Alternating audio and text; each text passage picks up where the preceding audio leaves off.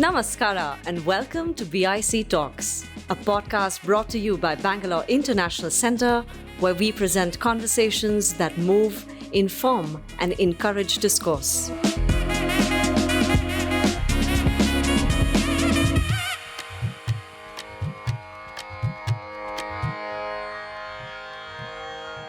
I'm going to read a bit about the book from the first chapter, which introduces you to the main characters.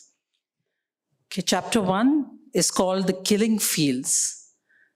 Death solves all problems. No man, no problem. Joseph Stalin. Moscow, Stalin's Great Purge, 2nd September 1937. As night fell, a small, thin man with piercing eyes and a fierce mustache stood at the edge of a pit, facing a firing squad. At 57, Virendranath Chattopadhyay, Chatto as he was popularly known, had run out of luck at last. Revolutionary, anarchist, spy, brother of Sarojini Naidu, friend of Nehru. Once described aptly and memorably by his lover Agnes Smedley as a revolutionary in a dozen different ways, a man of truly fine frenzy, nervous as a cat, always moving, never at rest. The labels no longer mattered. What mattered was that he had been forced, finally, to come to rest, singled out for execution by a power-hungry dictator. As Chatto waited for his lonely death, what was he thinking about? Perhaps of his tumultuous life, which had led him to this point, through England, France, Germany, Sweden, and finally the Soviet Union, trying constantly to muster support for Indian independence. Perhaps of his homeland, which he had not seen for 30 years. Perhaps of his happy childhood years with his siblings and his progressive parents, debating with them over dinner in the large Chattopadhyay house in Hyderabad. Perhaps of the many women he had left behind in various countries, British, American, and Russian. Perhaps of how he had evaded even the British Secret Service, but eventually ended up a victim of Stalin's paranoia, one of the estimated 700,000 people massacred in the Gulag system of labor camps by the Man of Steel. Or perhaps he thought enviously of his fellow revolutionary, the dashing and charismatic M.N. Roy. 7 years younger, Roy had done what Chatto had wanted to do but couldn't. Won Lenin's friendship, founded one of the branches of the Communist Party of India, climbed to the top ranks of international communism, then cannily fled the Soviet Union in 1930, escaping Stalin's purge. Chatto and Roy had been long-time bitter rivals, though they did not meet till 1920. But the world of the Indian revolutionary at the time was small and interconnected, and they had likely heard and speculated about each other, despite being separated by vast distances. Chatto had spent most of his revolutionary career in Europe, while Roy had traveled through the Far East, the US, and Mexico, before calculating that the Soviet Union and Lenin's mentorship were India's best bet for freedom. With the passage of time, we can see how similar Chatto and Roy were. Despite their diverse backgrounds, the two would lead parallel lives. But like parallel lines, they would never meet in agreement. Thank you. That introduces the two characters. Yeah, thank you for that. I think the book starts off so powerfully and really pulls you in. So I thought I'd begin this conversation by just asking you why you chose to focus on, Virendranath Chattopadhyay and M.N. Roy out of all the revolutionaries, and there's so many, some of whom also make an appearance in your book, Lala Hardayal or Rashbihari Bose. So why these two figures? Okay. So after my last book, Lady Doctors, which some of you may have read, that was about India's first women doctors, so from the 1860s to the 1930s, I got a lot of offers to write more about first Indian women, first Indian engineers, first Indian legislators, first Indian this and that. And I just didn't want to be in that box where I'm a woman writing only about other women. And I wanted to write a really exciting book, non-fiction that reads like fiction, And obviously, all historical characters do not lend themselves to this treatment. But when I was researching these two characters, I realized that they led such incredibly thrilling lives. I mean, if you read about their lives, it's almost like reading about, The Day of the Jackal by Frederick Fawcett or the TV show that you have seen, because their lives were exactly like that. They were pursued across Europe and the US and, Russia by the British Secret Service and by the intelligence of various countries. They escaped in the nick of time. Chatto, as you know, was executed by Stalin in Stalin's Great Purge, which is what I read, in 1937. His fate was not known until years later. Roy managed to escape Stalin, but also had lots of precarious escapes from near death. Roy was involved in an attempt to smuggle the Russian crown jewels. Chatto was immortalized in a Somerset Maugham story as Chandra Lal. He was like this dashing revolutionary who lived in Berlin. So they just had incredibly thrilling and exciting lives. And I just wanted to write a really exciting book, which is why I chose them. So did you choose from amongst a few other revolutionaries and then you kind of zeroed in on them? Or? I was reading about that period. And as you said, there are so many revolutionaries all interacting with each other, interconnected in a way and knowing about each other. But Chatto and Roy had by far the most exciting lives, which is not to say that some of the others, don't deserve books written about them.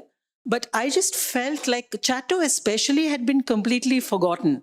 Roy, I think M.N. Roy, many of us have heard of him because, he founded, Indian communism and had a career in India.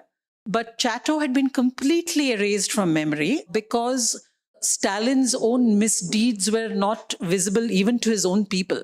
And it was only in 1991 when the KGB archives were thrown open that Chatto's fate was discovered. Until then, people just assumed that he had disappeared. And I just felt that the two of them, if you look at the book, it's structured in a way that there's chapter 1 is Chatto, chapter 2 is Roy, chapter 1 is Chatto, chapter 3 is Chatto, chapter 4 is Roy. So you kind of get to see them operating on opposite sides of the world, but there is a thread that sort of connects them, and then they eventually meet in 1920, right? And then they are fierce rivals. Yeah. And then if you could talk a little bit about the formative influence on their early lives, Right. When they were in India. Yeah. So Chatto actually had a very, intellectual upbringing. He grew up, for the latecomers here, Chatto was the brother of Sarojini Naidu, but they were quite different in their outlooks, especially later. And later, in fact, Chatto had quite a tense relationship with Sarojini. He called her a puppet of Nehru and Gandhi, because by then he was, a full-fledged communist. And he took to anarchism very early on. Sarojini followed the Gandhian path. So Chatto grew up in a very large family in Hyderabad in what is now called the Golden Threshold, with, 7 sisters and brothers, several of whom were famous. The eldest was Sarojini Naidu. The eldest boy was Chatto. One of them was Harindranath Chattopadhyay, who became a famous actor and poet. There was another sister called Suhasini who married A.C.N. Nambiar, who was actually rumored to be a spy and, moved in very mysterious circles during the Second World War. So it was a very intellectual family, and Chatto grew up in a very cosmopolitan and secular household.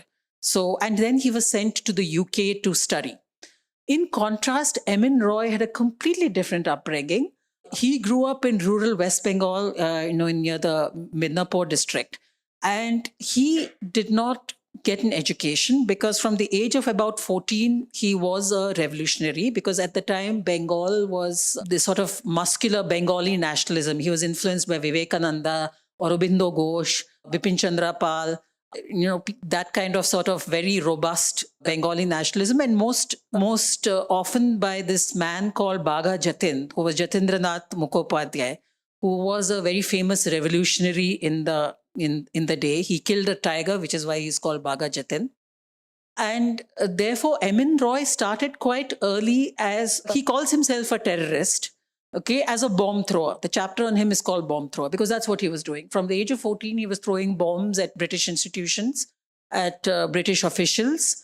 And, he did that for quite a few years. So, and he was very influenced by the Anushilan Samiti, which was an organization back then which was devoted to nationalism, revolution, and, also influenced by, Hinduism in a way. So that was his influence back then. So they had very different upbringings, really. Yeah, so connected to that, I had another question about, you say that M.N. Roy was influenced by, Vivekanand and Bhaga Jatin, who in Yes. turn was influenced by the Gita and Hinduism. Sure. And then you write, I think that Virendranath Chattopadhyay was inspired by V.D. Savarkar, whom, Yes. as we know, articulated the Hindutva and organized and led the Hindutva movement. Sure. So I was wondering what you make of these, irreverent, irreligious figure. And I think one of them refers to Hinduism as cow dung religion or something. I think you Yeah. mentioned that in your book. Yeah. The future communists who are influenced by, Yes. figures who are influenced by who are associated with Hinduism or also Hindu nationalism. Yeah, so the book covers their evolution. Both Chatto and Roy started life very much being influenced by Hindu nationalism, the Bhagavad Gita, and, because at that time, those were the only people who were demanding full independence for India. At the time, Gandhi and Nehru were still, stuck on dominion status for India, right? So these were the only nationalists that they could see. Now, Chatto came to the UK to study law, but he didn't study that for very long because he came into contact with V.D. Savarkar and many other revolutionaries at what is called India House, which is in Highgate in North London.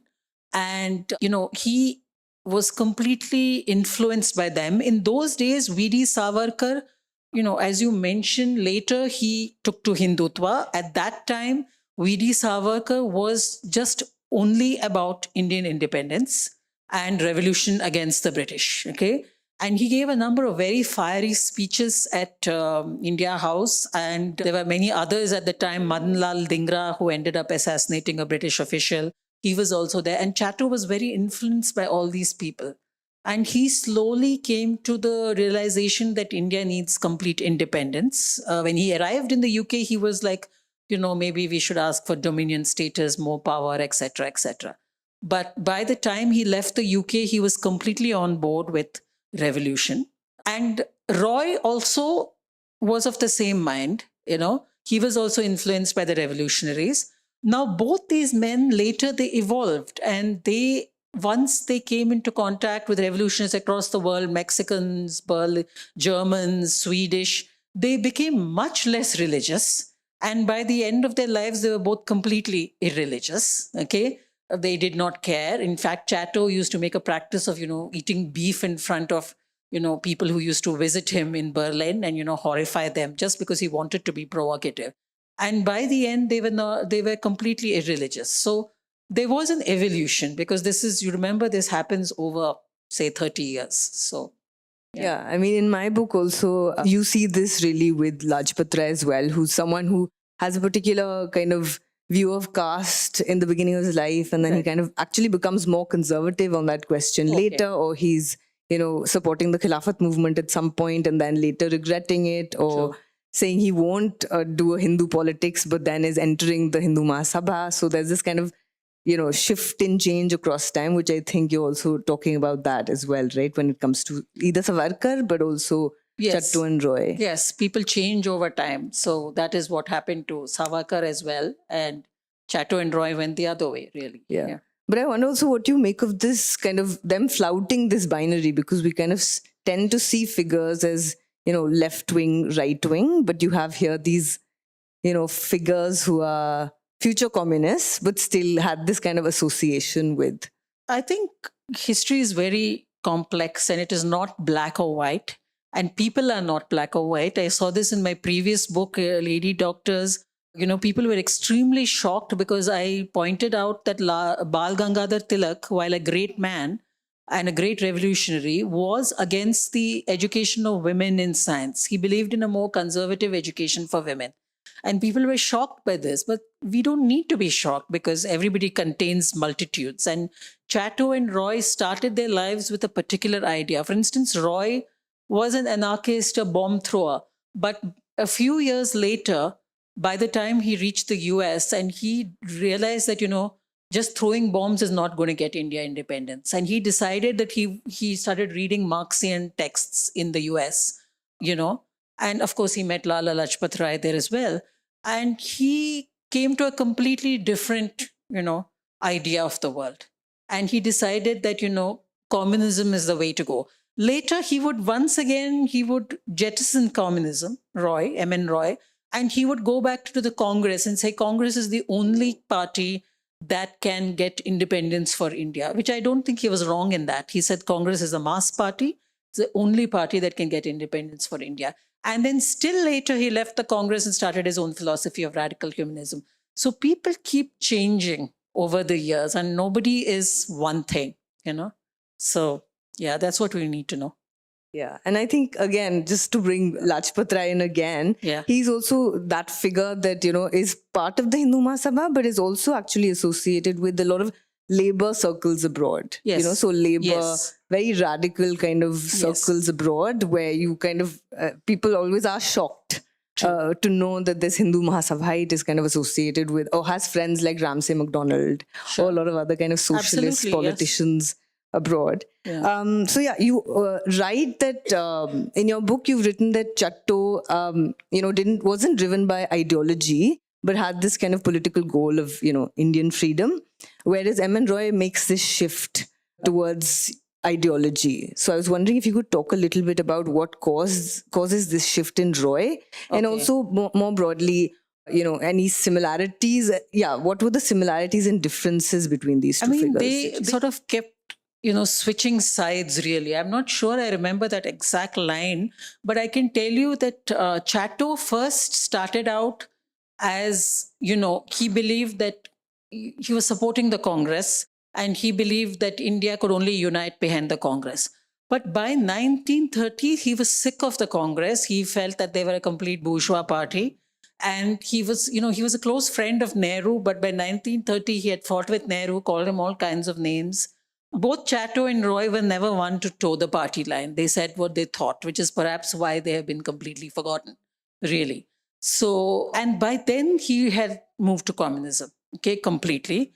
And as we see, that was not a great decision on his part because he was eventually executed by Joseph Stalin in Stalin's Great Purge. But, couldn't predict, nobody predicted Stalin's Great Purge, not even the Soviets. So, that was just how it was. Roy, meanwhile, started out as a communist. And then when Chatto switched to communism, Roy sort of swooped in and said, no, we now need to support the Congress because we need independence for India. And the Congress is the only party that can deliver it. They're the only party that have mass appeal. So he changed and he became more pragmatic. I think Roy was the more pragmatic of the two, though he was still not pragmatic enough to get along with Gandhi. But he was still the more pragmatic of the two, whereas Chatto managed to sort of, he had picked a fight with Nehru, he picked a fight with Gandhi, he picked a fight with Sarojini. And then, which is why, in a way, when he disappeared from sight in the Soviet Union, nobody really cared that he just disappeared. And, that was a tragic part. So this is how they were a little, different in their ways. Yeah. And in terms of shifting into ideology, because I think you mentioned that as well, his shift from being a revolutionary nationalist into a more ideological, an ideologically driven person for whom ideology does both matter. Of them, they believed in violent revolution at a point and then later realized that this is not going to work. And again, such a huge, powerful empire as a British Empire, we need to develop an ideology and, make the people adopt it, that kind of thing. So, which is why they both decided to go to communism, because I know, communism these days, not very popular, as I say in my book, and we have all seen that it doesn't quite work in the way that Lenin envisaged it.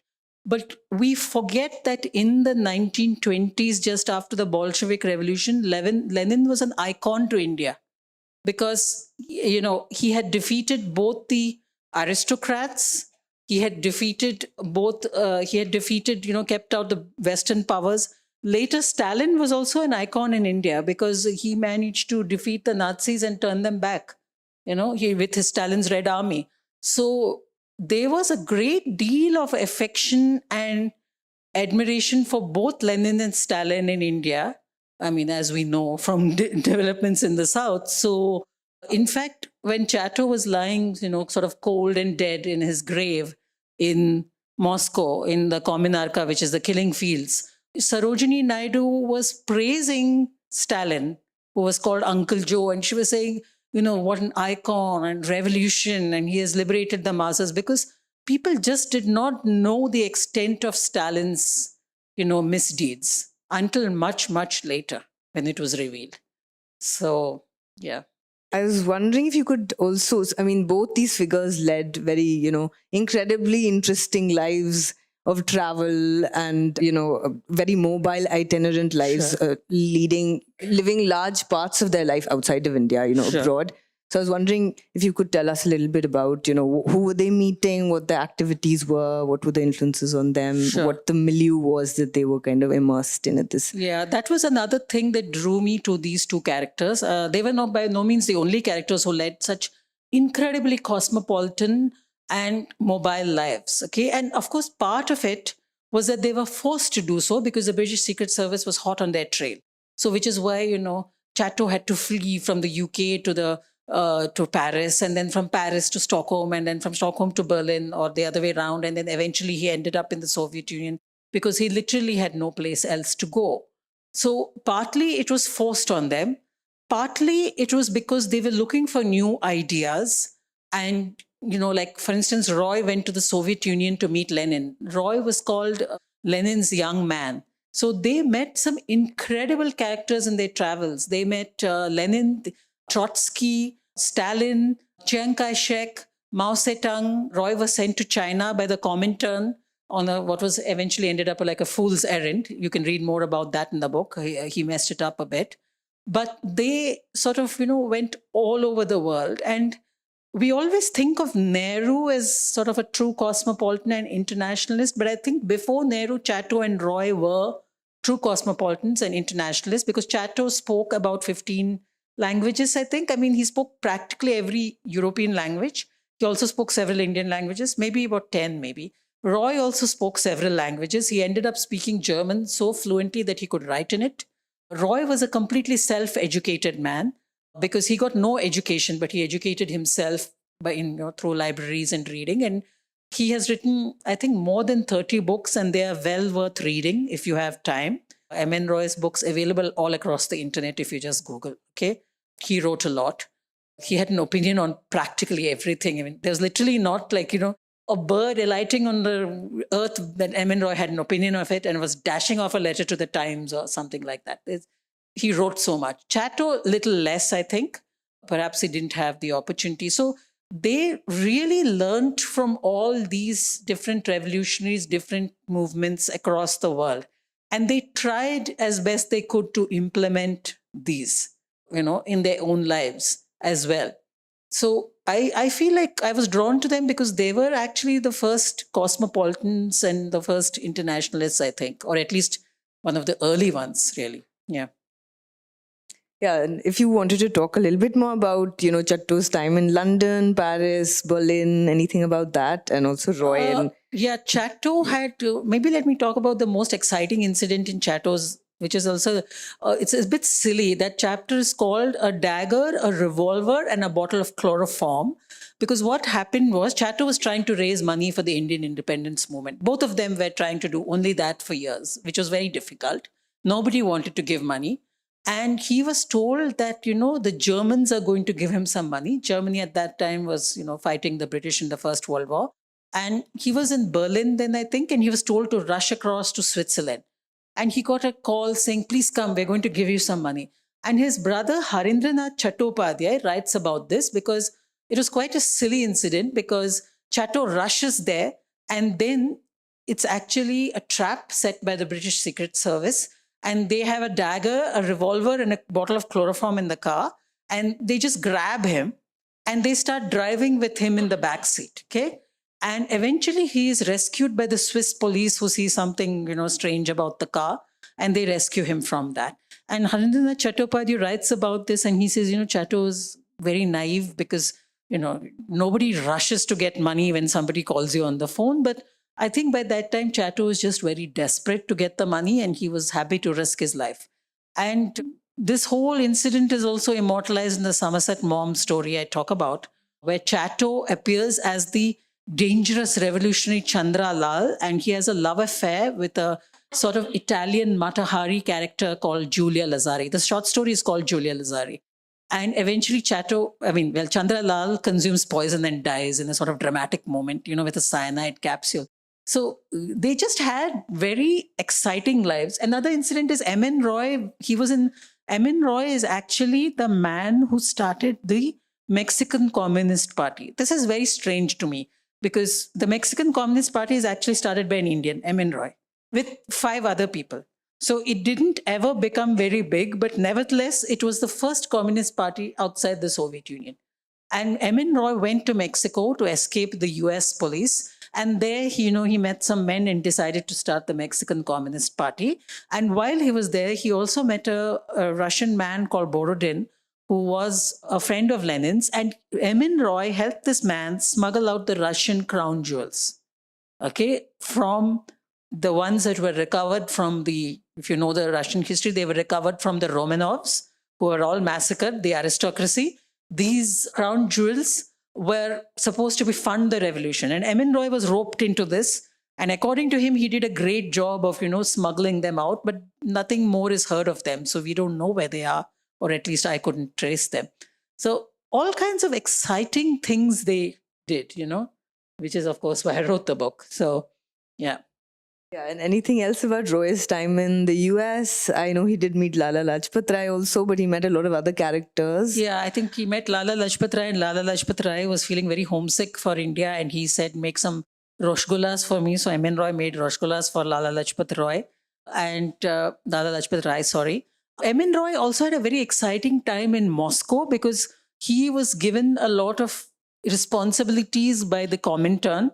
He addressed the crowds in Moscow. He didn't speak Russian, so he addressed them in English, but there was a response, good response, according to him. He was sent to China to convert the Chinese to communism, but that became a big mess because of Chiang Kai-shek's powerful army. You can read about in the book. He was also sent to Tashkent with a whole wagon full of gold. So, exciting. He got to do lots of exciting things. He was sent to Tashkent, the whole wagon full of gold, and, a bunch of ammunition and, all kinds of guns and stuff like that to start a revolution there in Central Asia. That also did not work out. There were a lot of harebrained schemes that M.N. Roy and Chatto were sent on. And in fact, last week I was in Delhi and I was doing a session with Manu Pillai, whom some of you may know. And he said, I think you should name this book Messy Men and Their, and the Women Who Run With Them. And it is true that their lives were very messy. This is another reason why I wanted to write the book, because as I say in the beginning of the book, this is not a book about communism, socialism, capitalism, the various isms. It is not that kind of book. There are many, many scholarly books that you can read on that. I basically wanted to write this book about 2 humans who sum up what it is to be human, which is to try and fail and make terrible mistakes and have messy relationships and then get up and try again and then fail again. So this book really is about the human side of these 2 people, which I always feel like we forget about in history, because there are literally, there's a 4-volume book on M.N. Roy, which goes into minute detail about his philosophy, his communist philosophy and all. But I didn't want it to be that kind of book, really. I wanted it to be a book for everyone, not just communists. So, yeah. That's interesting because I tried to do something similar, but in a different way. By kind of showing, because my book is an intellectual history, so it was really focusing on, nationalism and following Lala Lajpat Rai's nationalist thought as it evolved through time. And it's very messy and zigzaggy. Yes. Not linear, as how often either it's kind of portrayed as, this is a coherent philosophy of a person or a coherent ideology, or it's kind of, changed through time, which is linear. But what I wanted to also show was this kind of zigzag. Sometimes it's 2 steps forward, 1 step back, or you can kind of have progressive ideas on caste, but then actually retreat later. Sure. And also then the tensions within people's thought and sometimes also inconsistencies in their thoughts. So, that kind of side of a human struggle with ideas, and I think Yeah. you're trying to do something similar but in a different way through just their journey and life. It's very zigzag. Yeah. It's very zigzag. So yeah, that is how they were really. Yeah. I wanted you to talk a little bit about one of my favorite chapters, which Okay. is chapter 10 on this very fascinating woman called Agnes Smedley, who Yes. came up in my research also, but as a, in like one line because of Lajpat Rai and how Yeah.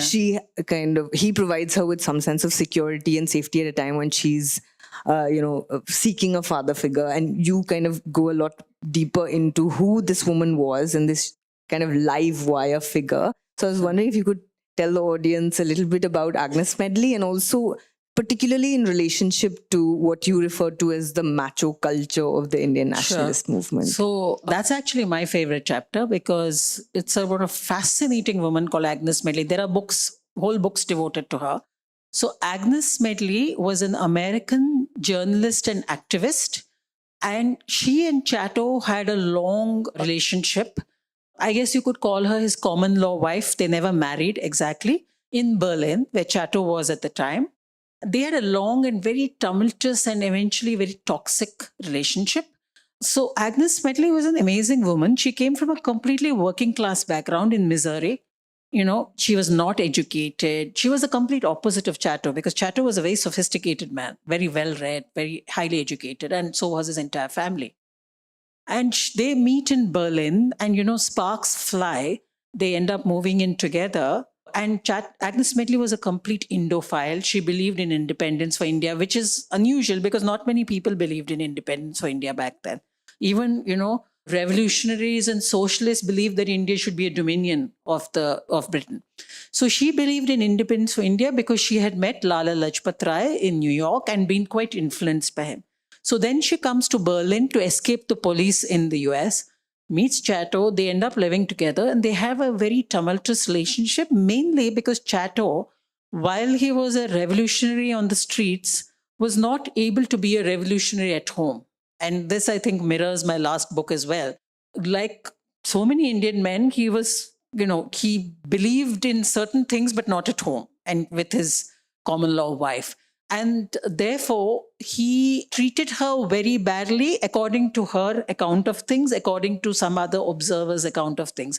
Unfortunately, I could not find any letters by Chatto referring to their love affair, which is, a hole in the story.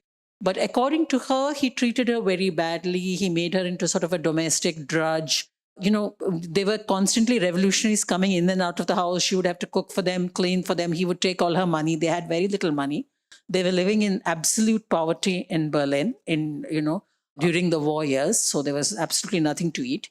And eventually, Smedley just gets totally fed up. She writes quite a lot of very disturbing letters and eventually leaves him.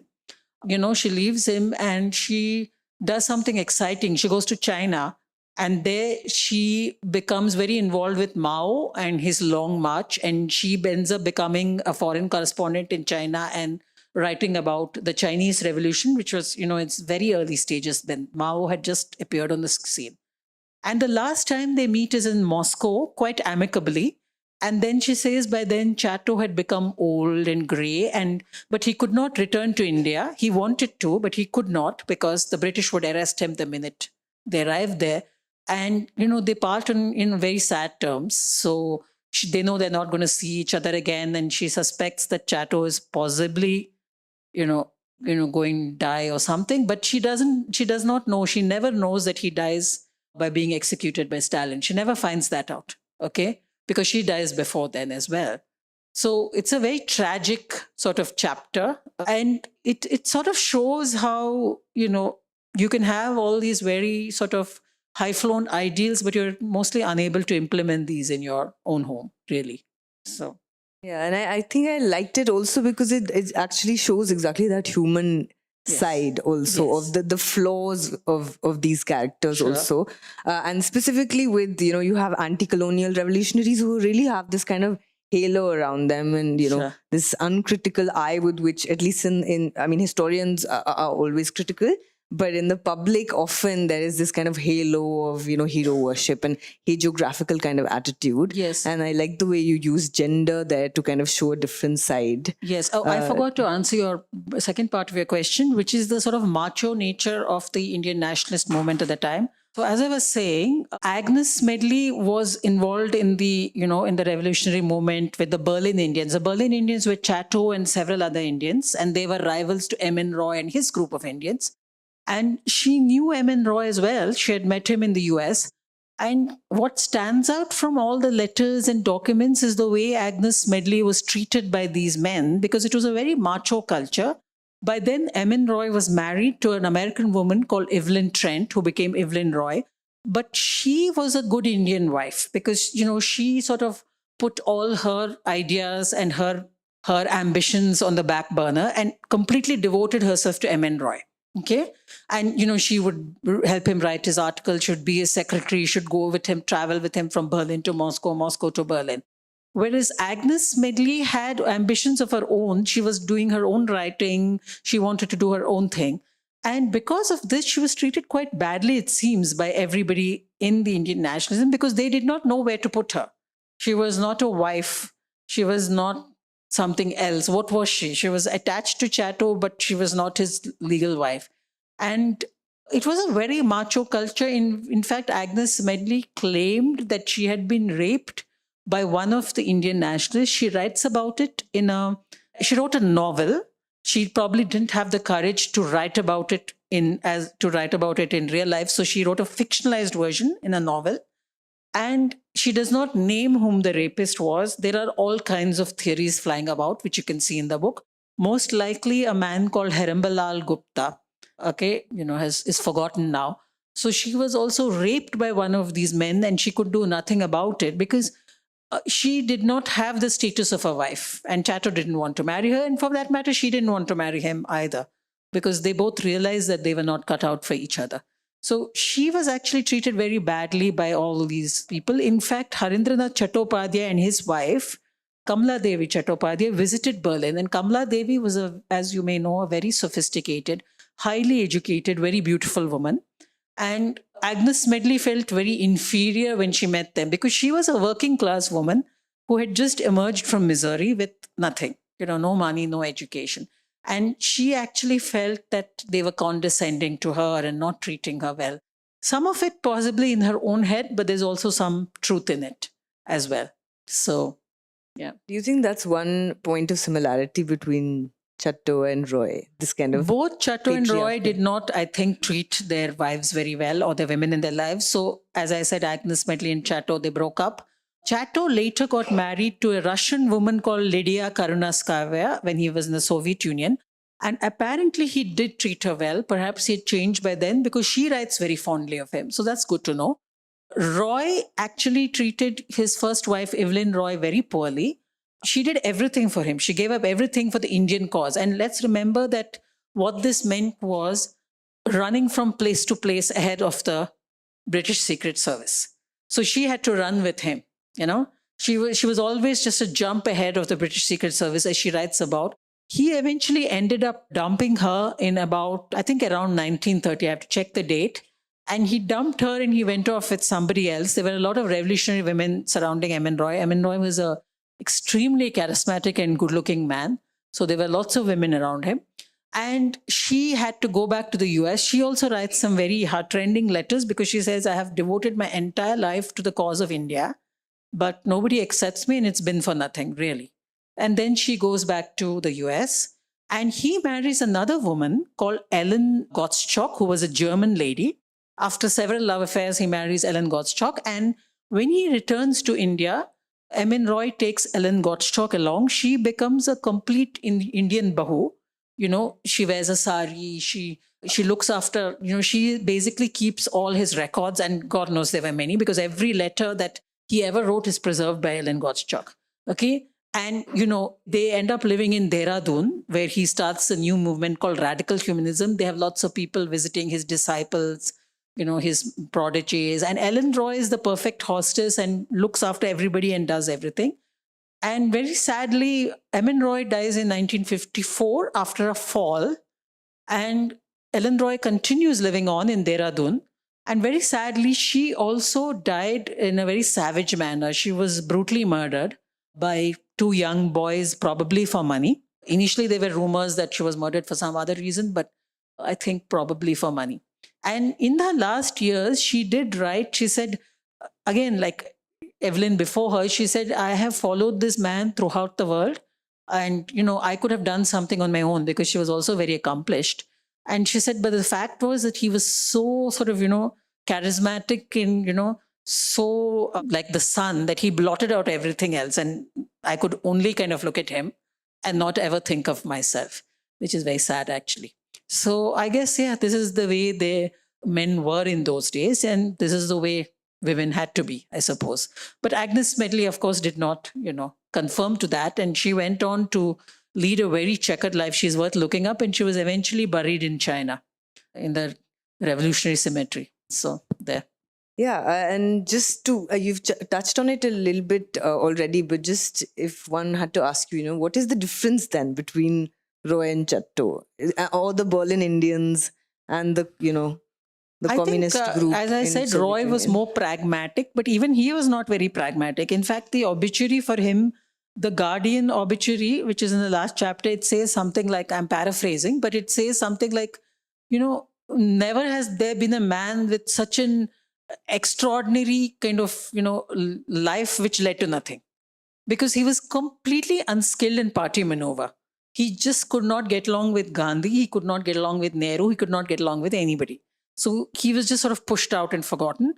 I think Chatto and Roy, they were similar and yes, of course, different. I think Roy was more pragmatic and wilier and managed to get Lenin to endorse him, which was what Chatto wanted as well. Chatto wanted Lenin to endorse him. But Roy managed to get that. I think Roy possibly was much more charismatic and much more, able to influence people than Chatto. Roy said that if Agnes Medley, he called her the wicked temptress, which is, of course, such a, male Indian thing to do. And he called her this wicked temptress who has led Chatto astray. And if she had not been there, Chatto would have had a great career. I'm not so sure about that, but that was Roy's opinion anyway. So maybe he felt that Chatto had been held back by thing. The thing is that there was room for only one person to be endorsed by Lenin, and that was Roy, But I guess here it's pragmatism maybe, but also ideology. The turn to ideology that you were talking about. Yeah. So that Roy seemed Roy was able to switch, change ideologies as, time went by. He went from communism to Congress and he went from Congress to radical humanism, depending on what he felt was important. And you can admire that, or you can also say he can't stick to anything. The reason he was expelled from the Communist Party International because he said by the 1930s, he began to realize that only Congress can take India to independence. Gandhi had come on the stage with his, huge charisma and appeal to the public, appeal to, the masses. And Emin Roy decided that the Communist Party in India was tiny and undeveloped and will not be able to take India to independence. If we want independence, we go to Congress and we try to change it within Congress, try to make it more socialist within Congress. Okay, and because of that, the Comintern expelled him because he said that, they considered Nehru as a bourgeois, Gandhi as a bourgeois, everybody was a bourgeois according to them. So, yeah, so that was it. And just how do their stories end then? I mean, you've also So I touched talk on about that, in the last chapter, I think maybe I did not, this was a point I wanted to bring up, but I forgot. When I was writing this book, my mother, who is in the front row here, she said that, why do you want to write about two men who are failures? So I said, so why do you consider them failures? Because I've not heard of them. So the thing is that in history, a lot of people are erased for various reasons. Chatto was erased, one, because we do not know about him, because he was executed by Stalin. Stalin's misdeeds were revealed much later, and his fate only in 1991 when the KGB archives were revealed to the world. So that's one reason he was erased. Second is that both these men fought with Gandhi and Nehru. And that is another reason why they were forgotten. Okay.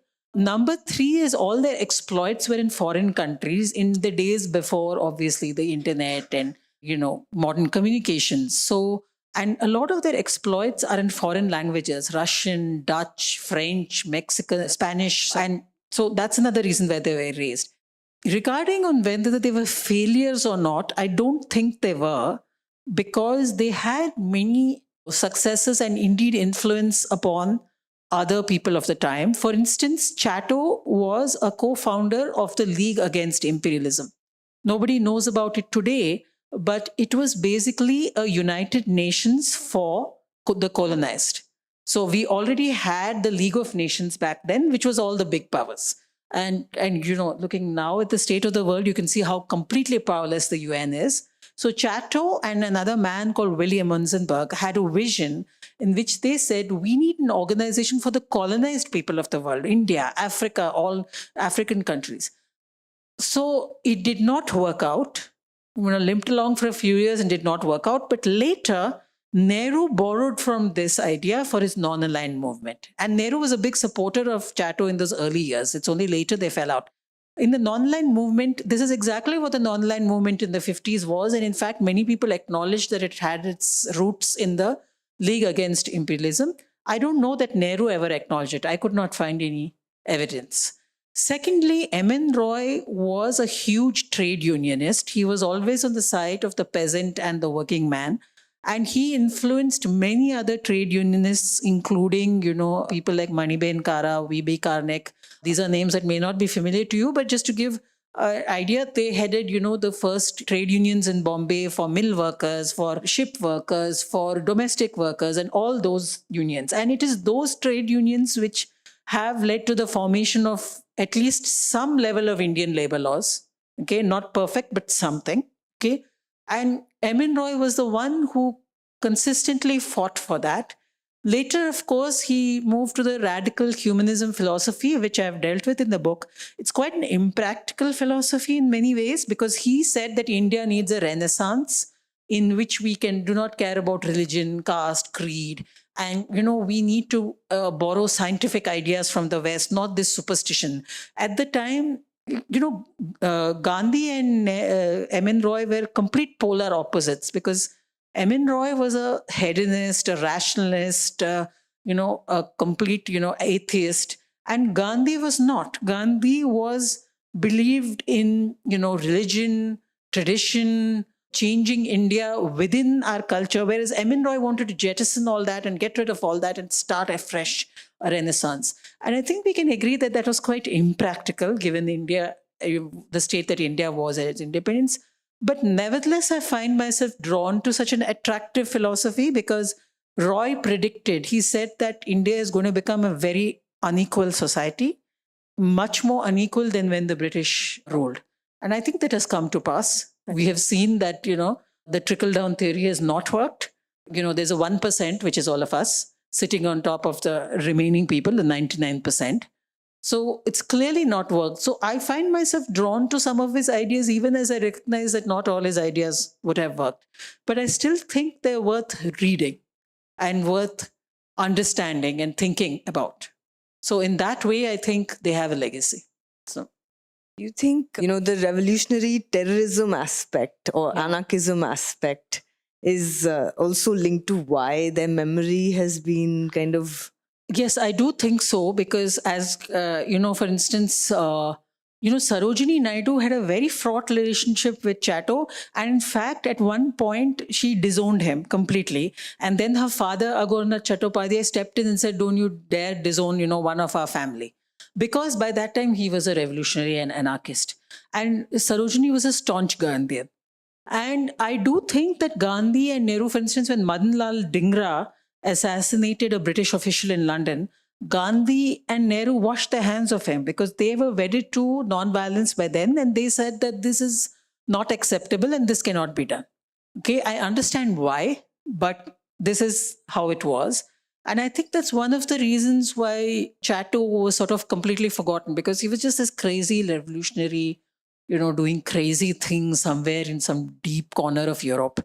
And in fact, Nehru told Chatto, he said, you have no idea of events on the ground, because Chatto used to lecture Nehru and say, do this, do that. You need to let go of Gandhi. You need, Gandhi is bossing you around. Why do you allow this man to boss you around? But Nehru was a congressman and believed in Congress unity to the very end. I do not think he was wrong exactly.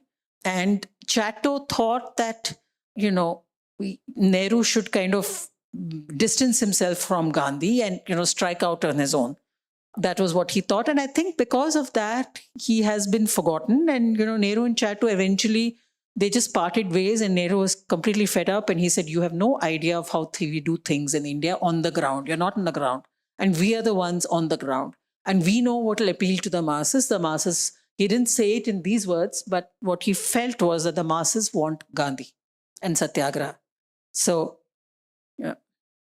With Chatto, it seems more like the personality factor, whereas, It's a whereas with difficult M.N. Roy, it seems maybe there's like a broader, complex, explanation to do with probably the nomadic nature, but also India's relationship with communism. True. Which I guess I find interesting, considering, the right wing today complains that its figures have been neglected, but here you have another side to the story. Sure. And especially because people consider Nehru to be, socialist, close to the left. Yes. And I'm wondering whether you have any thoughts about that. I don't know. I mean, I think I spoke about that, like the reasons why they were forgotten. I mean, there was an incident where Gandhi asked Roy, just after he had emerged from prison, to come and pray with him. And of course, Roy could easily have gone and prayed with him. But did Roy do that? Of course he didn't. He said, I don't pray for anybody. So that in itself sort of, immediately Gandhi, and then Gandhi wrote in a postcard to Roy, I think you had just better be a mute observer to the freedom movement, just observe from the sidelines. I don't want you to be involved in any way, because Roy kept saying, can I be involved? Can I be involved? And Gandhi was like, yeah, it's not required. we'll just carry on, the rest of us. So their personality is also very difficult. And their disciples have written, and their proteges have said, if they had compromised on their personalities, they would not have been the men they were. They would just have been sucking up to these people. And then of course other people say, well, why couldn't they compromise a little bit? Because everybody in the years leading up to independence, everybody had to compromise to a certain extent. That was the whole point, to mobilize the nation. So it's difficult to kind of say, but I think I explained why they were forgotten, really. Yeah. Okay. Anything else that you would want to share about, some interesting aspects? I think we didn't get to talk about a thing that I did want to talk about. So there is a debate at the moment in, amongst historians about why India does not have popular history. So William Dalrymple spoke about this. Popular history in the sense easy, accessible history that everybody can read and understand, like the West has in the form of authors like Tom Holland, Peter Frankopan, Dalrymple himself, and various others. And there are many reasons for this. So I myself am not a historian. My degree is in law. And then I went into journalism, and then I just started writing history. So I'm not a trained historian. I'm trying to find a sweet spot between WhatsApp history and scholarly history. Because my firm belief is that the first thing to do is that the history should be read. Now, if you have a bunch of scholarly books, for instance, there's a 4-volume book on M.N. Roy, which is very good, but I don't think most people will read it. Not in these times where nobody has the time to read. There is a huge scholarly book about Chatto, very good book. It's in my acknowledgements by Professor Nirod Barua, who has done original research. But again, I feel like nobody's read that because it's very scholarly. And I am trying to find that spot, and it's extremely difficult because condensing all that material into an easily readable format and into a sort of a thrilling format, or at least a compelling format, is very difficult. And I know some historians possibly disapprove of this whole process because they think that you're dumbing it down. And then, of course, there are other people who, on the other side, who think that all history should be in the form of YouTube videos because nobody is going to read. So I am hopefully trying to find a spot in the middle. And I think we need more books in the middle, popular history that everybody can read, but not necessarily, for instance, if you read this book, I mean, I'm sure people are going to tell me, but in 1932, M.N. Roy said this, and that's not in the book. But it is impossible to have everything that M.N. Roy said in this book. So I have left that out. And there will be a lot of, fervent communists who may think that communist philosophy has not been adequately explained in this book. But again, as I said, that is not my intention. So I do think we need more popular histories, and we are getting some. People like Manu Pillai and Anirudh Kanisetti are writing more popular histories. But possibly we need more. I don't know what you feel about this as a trained historian. So, yeah. Yeah, that was going to be my next question, actually, this only. But yeah, this is something that is also kind of, I don't know if troubled is the right word, but I've also been moved by these very questions of this gap between what scholars produce as history and what the public often consumes as history, WhatsApp history. There was this whole controversy, and I also wrote an op-ed about that. And my book was also an attempt to kind of bridge that gap. So I'm a historian who, has that BA, MA, PhD in history, trained in history and the method of history. And then you have to the point of that is to kind of produce original research and contribute to a specialized debate. For me, it was, contributing to the field of Hindu nationalism and be taken seriously. So you have to kind of produce this original research, either look at untapped sources or look at sources which have been looked at but not very well with new fresh questions, and produce that and contribute to that debate and be published in what are called peer-reviewed journals, and to be taken seriously by your peers who are other historians who are specialists in your field. So that's this whole process. And often what a young scholar like me would do is to publish with an academic press. That is also what you should do. But I tried to kind of do both. And then I wrote this book. So I did the whole peer-reviewed, journal articles, but I also wanted to communicate that same history to the public. So it's kind of like trying to do two things, because one is a specialized, it's like a scientist trying to communicate to advanced science, and that has its own specialized language and all of that. And then you also want to communicate that to the public, and that requires simplifying. So it's kind of like going deep and then simplifying, which you can see in the book, because I'm trying to cater to both. That's why it's also fat, because you want to, be taken seriously as a scholar and also do this. But I think, so it's really you doing two different things. There are two different jobs.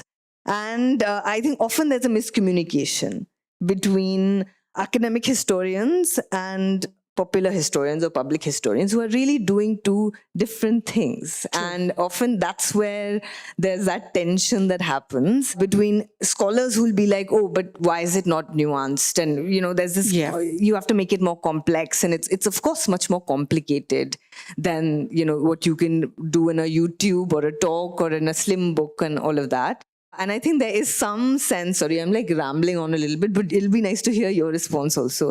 But the other view of historians is that often, I guess, the visibility is with the public historian, and trained historians end up doing hard work, underpaid work, which doesn't get that same visibility. And I think the popular historians have the other grouse of kind of maybe feeling like they're being asked to do something that they're not trying to do, and to kind of also acknowledge that, this is also a service of trying to bring history to the public. No, I think you're right. I think we are trying to do two different things. I mean, for me, it's very simple. I don't stay up at night thinking about it. I have no conflict at all. I just want people to read my book. That is not to say that there are lies in the book. But every chapter I wrote, if you look at the book, I don't know if you notice this, every chapter starts with an exciting anecdote, because that's my journalism background coming into it, that you start with the best anecdote you have so that the reader doesn't get bored and put on your book. And obviously, trained historians are going to be looking at this and shuddering. What is this hideous, way of structuring the book? But I don't really care. I mean, I feel like the only thing I want is for people to read my book and know about these people. And then if they want to know more, there are a huge, footnotes where they can explore further, and they can know more, and they can read original letters and the original memoirs and everything. But I felt like my job is to produce a readable, compelling book that you cannot put down. And probably that completely conflicts with, your historian's remit. But I felt like that is what I wanted to do with these two characters, because as I said, they were so exciting that I couldn't condemn them to a scholarly book. I'm sorry if that sounds like, really awful, but I didn't want them to be sort of buried somewhere, Yeah. But that is also because these are different functions in a way, right? True. The popular Yes. or Two public different historian things. is doing Yes. something else. You are kind of communicating the lives Sure. and, ideas or lives of people Sure. to the public, whereas a historian trained in the methodology of history will be doing something Absolutely. completely different, which may not be visible to the public always. It won't be. I think yeah. maybe it'll be visible to your peers and you will get sort of, respect amongst your peers.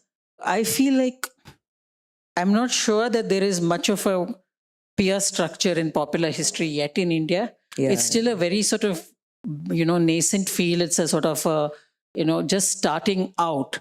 So I don't know that there are peers as such.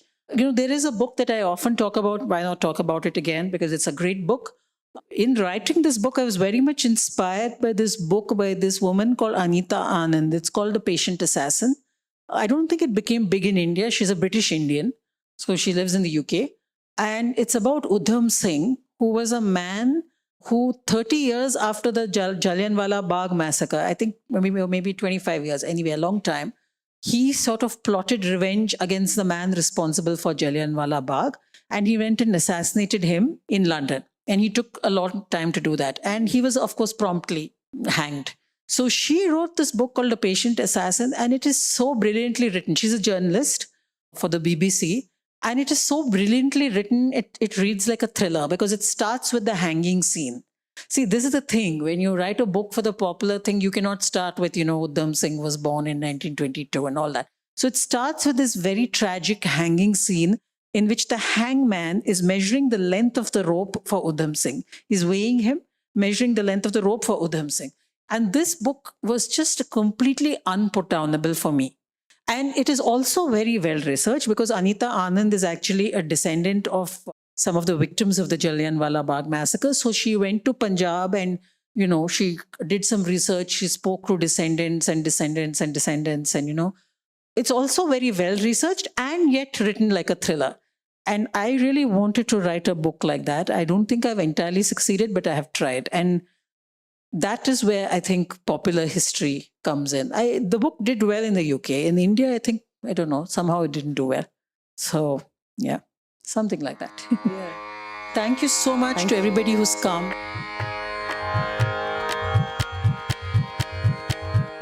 You have been listening to BIC Talks by Bangalore International Centre. If you liked what you heard, do follow us on social media. Keep up with our programming by signing up for our mailer on the website or leave us a review on Apple Podcast or iTunes. The crew that makes these podcasts possible is S. Sarvana Raj and Ranjit Kumar on sound supervision and production. Artwork is designed by Chandani Venkataraman of Crisscross Design Studio. Don't forget to subscribe to our channel on your favorite podcast platform. It can also be accessed on our website, bangaloreinternationalcentre.org. This is Sunaina Jain signing off on behalf of everyone at BIC.